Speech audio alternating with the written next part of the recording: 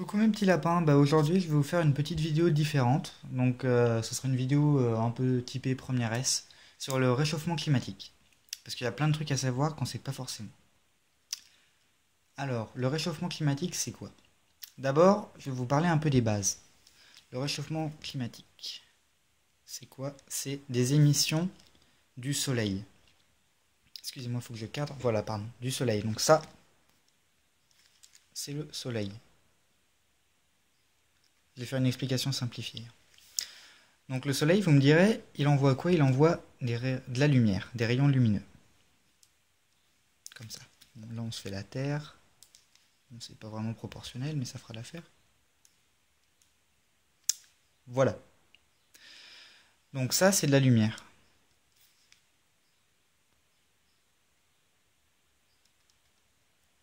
La lumière, c'est quoi? Il y a deux types de lumière. La lumière monochromatique, donc comme son nom l'indique, une seule couleur.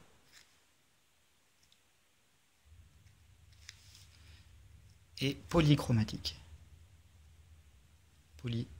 Chromatique. Le soleil, il envoie de la lumière polychromatique. Polychromatique, ça veut dire plusieurs couleurs, c'est du grec. Poly, plusieurs, chromatique, couleurs.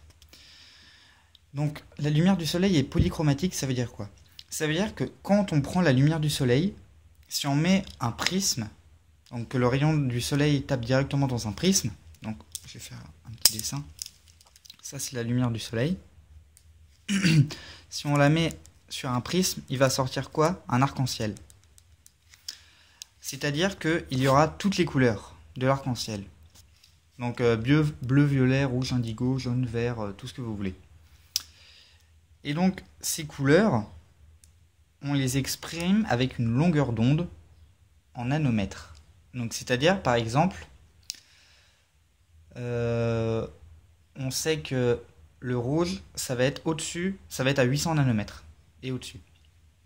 Au-dessus de 800 nanomètres, c'est des infrarouges. Et au-dessous de 400 nanomètres, c'est des ultraviolets. Donc infrarouge, ultraviolet, on ne peut pas les voir.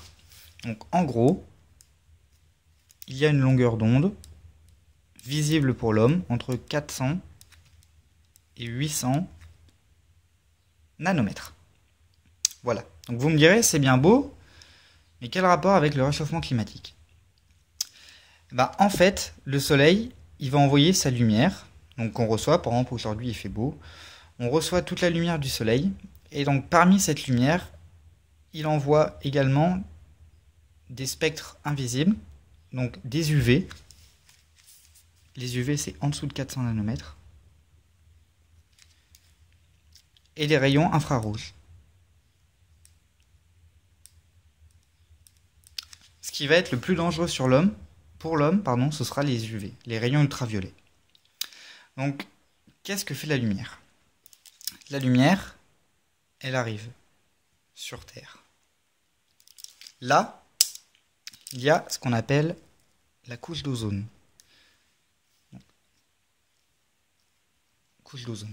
La couche d'ozone, elle va atténuer ses rayons, mais elle va quand même en laisser passer une partie.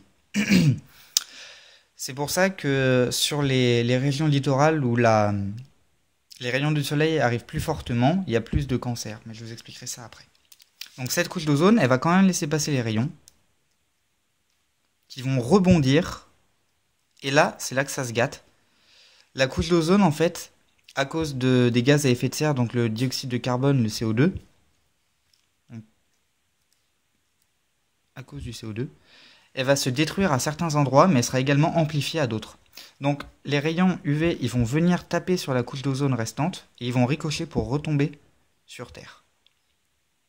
Voilà ce qui se passe.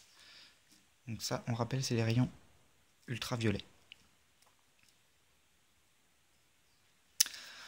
Mais alors ces UV, qu'est-ce qu'ils font sur l'homme? Quelle est leur influence? D'abord, vous le savez tous, la conséquence à laquelle on pense le plus, c'est le réchauffement climatique. Le réchauffement climatique, c'est quoi? C'est deux choses. Air, climat. C'est d'abord température qui augmente, donc ça fait fondre les pôles. Mais il y a également un autre effet, c'est qu'en fait, l'eau a un volume et a une masse. Donc, on appelle ça la masse volumique. Et la masse volumique de l'eau, elle va augmenter en fonction de la température. C'est-à-dire que, par exemple, si vous prenez une bouteille d'eau pleine, que vous la mettez dans votre congélateur, si vous y allez et qu'elle est congelée, elle va exploser. Pourquoi? Parce qu'avec le froid, la masse volumique de l'eau augmente, donc elle prend plus de place, et la bouteille va exploser. Avec la chaleur, ça fait pareil. En fait, l'eau va recevoir plus d'UV, du coup la masse volumique va augmenter, du coup elle prendra plus de place. Donc ça accentue également l'impression que la mer augmente, prend plus de place, quoi. Ensuite, le deuxième effet, c'est sur l'homme. Donc les UV sont nocifs. Nocifs, pourquoi? Parce qu'ils vont causer des cancers. Alors, pourquoi ils causent un cancer? Regardez. Ça, c'est la maman. Ça, c'est un ovaire. Donc, ça fait partie des gamètes. Les gamètes, c'est quoi? C'est les cellules de reproduction. Là, vous reconnaîtrez le spermatozoïde de papa.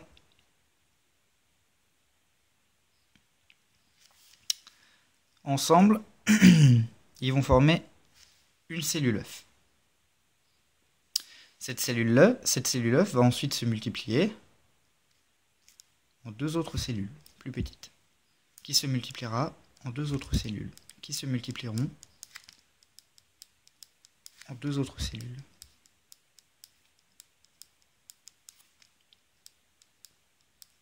Et ainsi de suite. Donc là, il y a deux types de cas. Deux types de cancers plutôt. Il y a le cancer qu'on va dire germinal. Germinal, c'est-à-dire que la mère ou le père ou les deux ont un cancer. Ils vont le transmettre à l'enfant dès la cellule œuf. Et du coup, le cancer, il sera partout.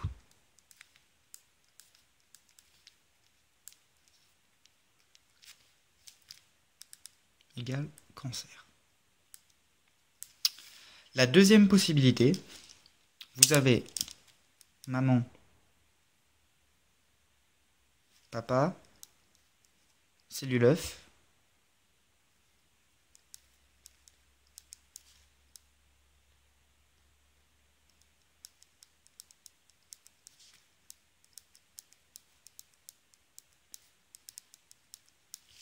et le cancer va arriver après et sera dû à une mutation, pardon, et il va toucher qu'une certaine partie. Par exemple, on va dire que là, c'est les cellules de la peau. Donc, l'individu aura un cancer de la peau dû à une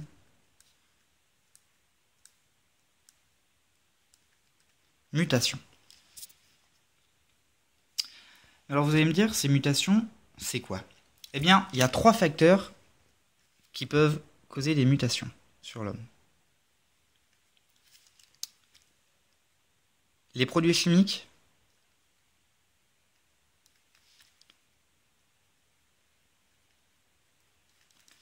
les rayons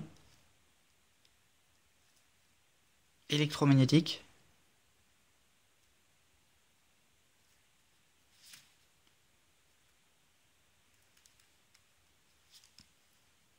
et les UV.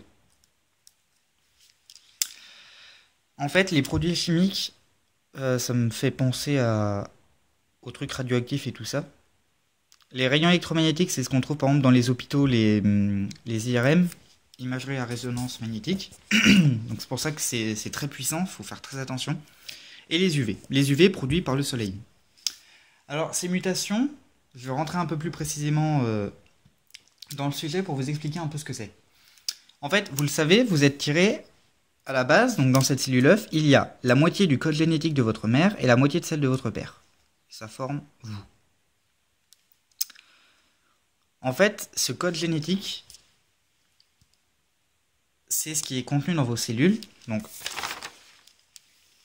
vous avez votre cellule. Donc, membrane, là, il y a la membrane cytoplasmique.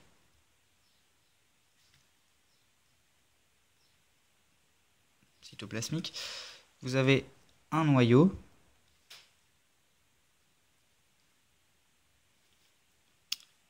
Et là, vous avez le cytoplasme. Je ne vais pas rentrer dans le détail.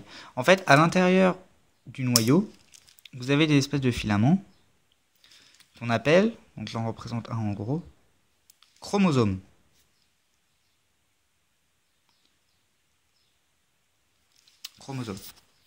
Ces chromosomes, vous en avez 23 paires. Donc vous avez 46 chromosomes. En fait, dans ces chromosomes, il y a des espèces de tirets. Enfin, c'est pas des tirets, mais on va les représenter par des tirets. Et ça, c'est des allèles. Les allèles, c'est quoi? C'est des gènes. Les gènes, c'est quoi? C'est ce que vous êtes. Ça va être, par exemple, quelqu'un peut avoir l'allèle d'avoir les yeux bleus. Donc, il aura les yeux bleus. C'est ce que vous êtes, ou d'avoir les cheveux blonds, ou d'être grand, petit, gros, ce que vous voulez. Voilà, donc les allèles, c'est ça. En fait, ces allèles, à l'intérieur, il y a ce qu'on appelle des nucléotides. Donc des nucléotides, c'est des lettres.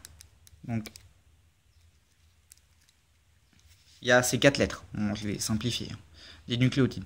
Et c'est ces nucléotides qui font les allèles, donc qui font qui vous êtes.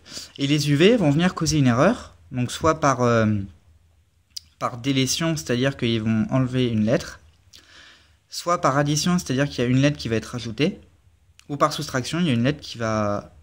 par substitution, pardon, il y a une lettre qui va être remplacée par une autre.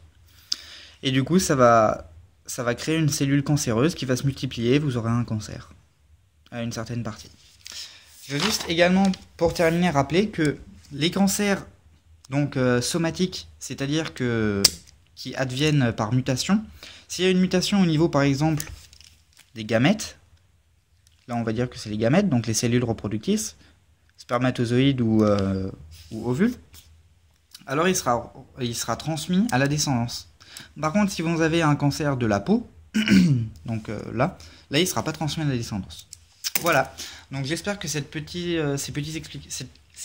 explications, excusez-moi, vous auront plu, et n'hésitez pas à vous abonner. Voilà, merci.